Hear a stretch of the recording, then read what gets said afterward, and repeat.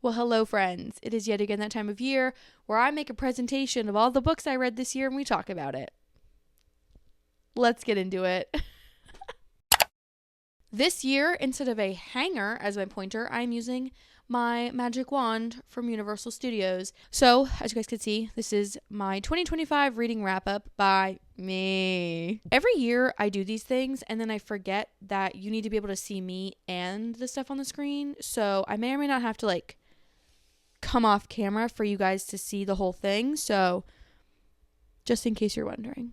The first thing we're going to talk about is the plan for the video. This is basically the exact same as it was last year when I did my book bracket. So it's not too elaborate, but I'll still go over it with you. First up, the intro. This is what we're doing in this video. That is literally what I'm doing right now. Next, we have number 2. This is the books. This is every book that I read this year by month with their ratings and all that jazz. Number 3, the eliminations. This is where I cut from the bracket. Oh, also, in number 2, I'm going to pick one book from every single month that's going to end up on our bracket. And then we go to step 3, which is the eliminations. This is when certain books get cut from the bracket. And we pick our favorites till we get down till we get to number 4, the conclusion. This is my best book of the year. This is exactly how it worked last time. So let's jump into the books. First month is, of course, January. In January, I read 7 books. Here are all the books that I read. Ooh. I'm not going to say all the titles. You can read and use your eyeballs to see what books I read. Yeah. Total in January, we read 2,557 pages. Crazy. Now is the fun part where we get to pick one of the 7 books that I read in January that is going to move on to our book bracket. Out of the 7 we have, drumroll please. Ooh, The House Across the Lake by Riley Sager. This was my 5-star of January, so of course, House Across the Lake had to move on, as they were the only 5-star I had. Continuing, we have February. February is the month of Devney Perry. Faux show, my friends, for show. Yet again, we have 7 books that I read in the month of February. Most of them being the books from the Eden series, because I finished that series in the month of February, which was insane. My total pages read were 2,489 pages.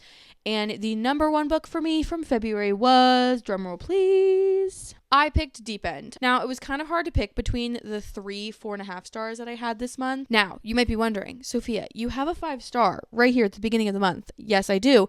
But that is a reread, so that disqualifies the do-over from being a part of our book bracket, because I'm pretty sure it was in last year's book bracket, because I think it was a 5-star that year too.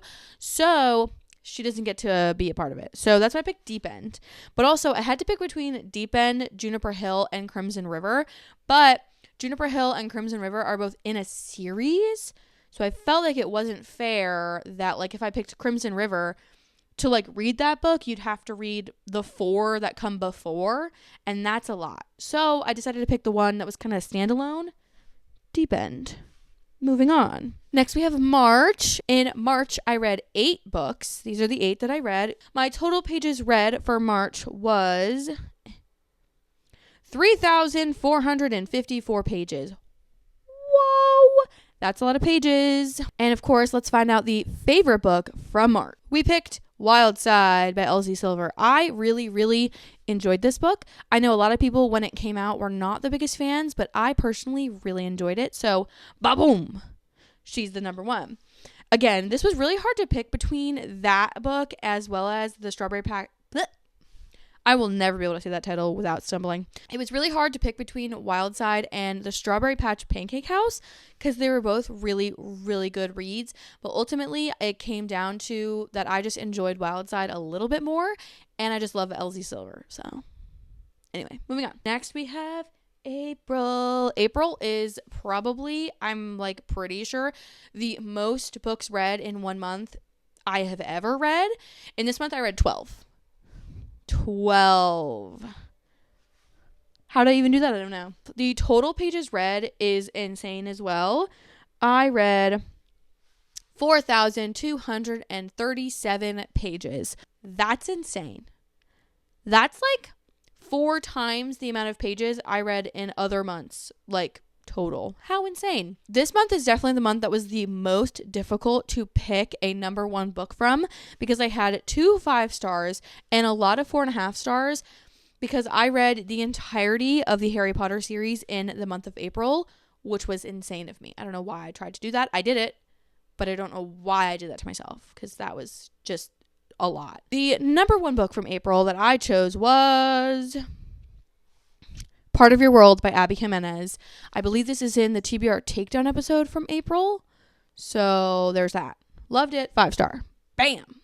Next we have May. I definitely toned it down a little here on the reading. I only read 6 books in the month of May. Here they all are. Ooh. My total pages read was 2,783 pages.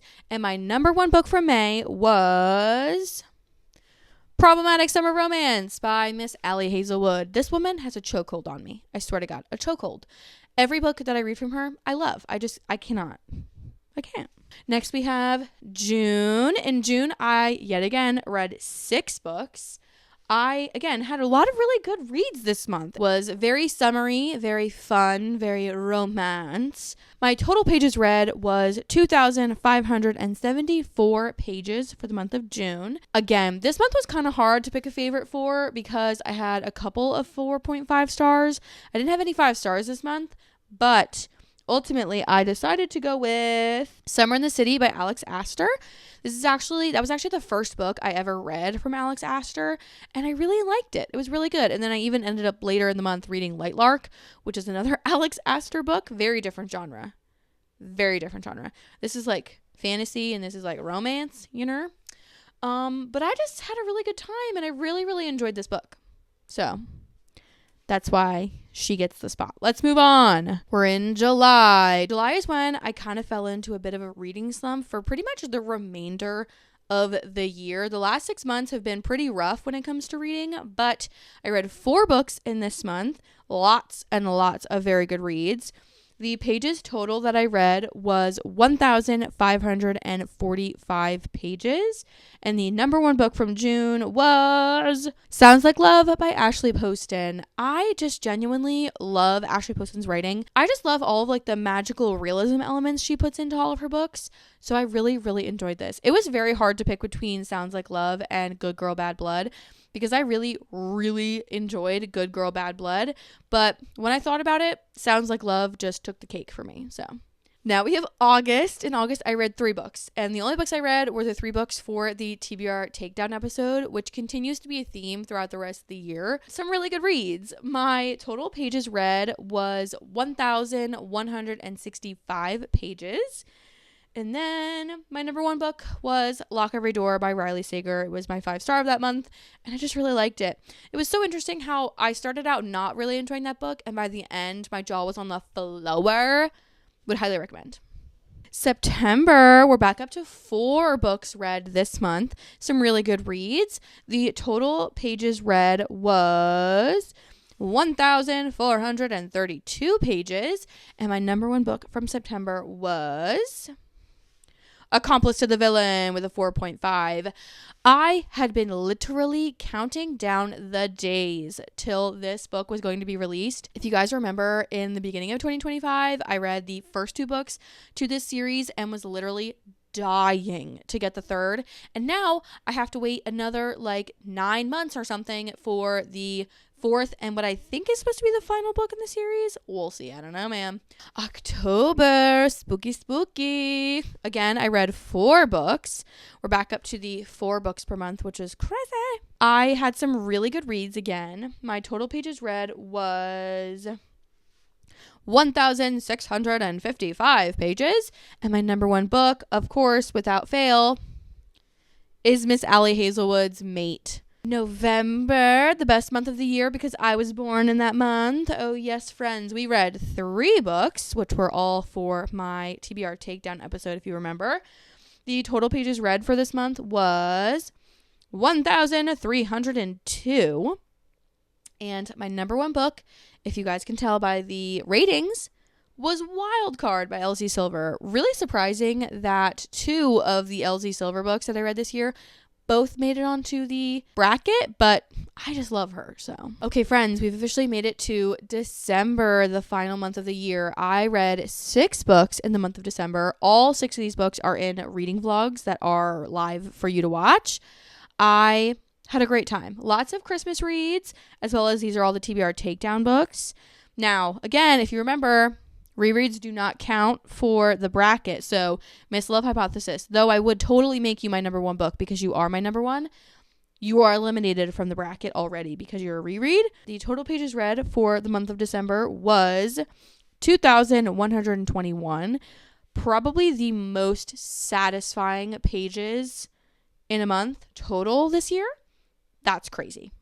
That's crazy. If you guys can tell by the context, our number 1 book was The Most Wonderful Crime of the Year by Allie Carter with the 5-star. I can 100% see myself rereading this book next Christmas season because it was so good. Would highly recommend. The 2025 book bracket. Here are my number 1 books from all the months of the year. I am not going to read them out to you again. Let's start the eliminations, friends. Starting off with the first 3 months of the year, we have January, February, and March. My number 1 out of these 3 books is The House Across the Lake by Riley Sager. This book, I still to this day think about. So, there you go. The next 3, we have April, May, and June. Out of these 3 books, which are all phenomenal reads, by the way, I picked Problematic Summer Romance by Ali Hazelwood. I, again, still think about this book. Like, I genuinely will 1000% be rereading that book next year. Next, we have July, August, September. These, again, 3 very, very good reads. Would highly recommend any of these books. But my number 1 from these 3 was Sounds Like Love by Ashley Poston. You know. And the last 3 we have is October, November, and December. Out of these 3, my number 1 is Mate by Allie Hazelwood. Can you tell I like Allie Hazelwood? Dude, I don't even know anymore. We've officially made it to the final 4, friends. We have The House Across the Lake by Riley Sager, Problematic Summer Romance by Allie Hazelwood, Sounds Like Love by Ashley Poston, and Mate by Allie Hazelwood. I should have probably done like a these versus these kind of thing, but I did not. I just picked the 2 from the 4 that I liked more than the other 2, and then those went on to the final 1v1. So, the 2 books that I picked are The House Across the Lake by Riley Sager and Problematic Summer Romance by Allie Hazelwood. My friends, we've officially made it to the final round of the book bracket. Now, the book that gets picked will get to take home the prize of being the number 1 book of 2025. For me, of course. Let me know down below, is it going to be either The House Across the Lake by Riley Sager or Problematic Summer Romance by Allie Hazelwood? Let me know down in the comments down below which book you think I'm going to pick before I show you. I'm going to give you guys like 5 seconds to go answer.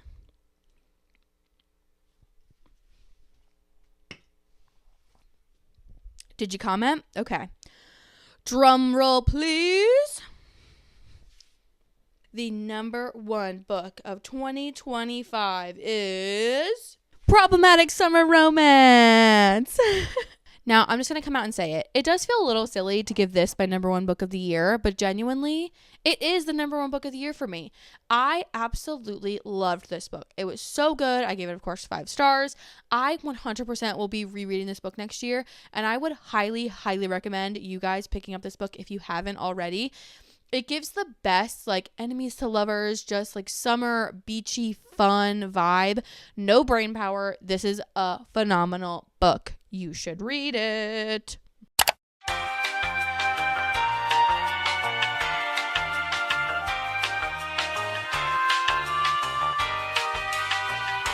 Anyways, thank you guys so much for watching my 2025 book bracket. If you guys have a number 1 book from 2025 that you read, please let me know in the comments down below. I would love to see what you guys put as your number 1 book. Do you guys feel like Problematic Summer Romance is a good number 1 book of the year? Let me know. I'd love to hear some more about all that jazz. And without further ado, thank you guys so much for watching. Comment, like, and subscribe down below. And don't forget to put on those post notifications so you get a notification the next time I post. And I will see you guys next time. Toodles!